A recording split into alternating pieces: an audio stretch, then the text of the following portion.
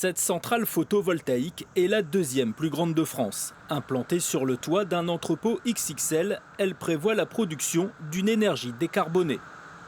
L'objectif, c'est vraiment d'utiliser ces surfaces qui sont artificialisées, comme les toitures et les parkings, pour produire une énergie qui est renouvelable. Cette énergie qui va être produite, elle va largement dépasser la consommation du dépôt, mais elle va permettre d'alimenter le réseau.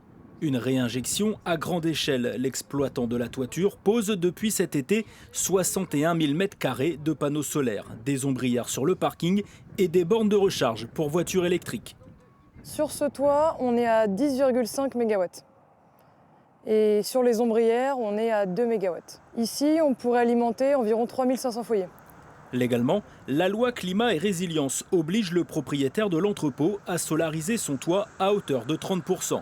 Mais si ce dernier a choisi d'anticiper les 50% prévus pour 2027, c'est pour assurer une rentabilité plus importante. IDEX prend en charge l'installation de la centrale et va nous verser un loyer. Et donc plus IDEX peut produire d'énergie sur le bâtiment, plus le loyer est conséquent. Donc ils avaient intérêt et nous avions intérêt ensemble à maximiser le pourcentage de la toiture qui serait solarisée. Montant des travaux, 10 millions d'euros, un investissement zéro carbone, toutefois nuancé par certaines associations.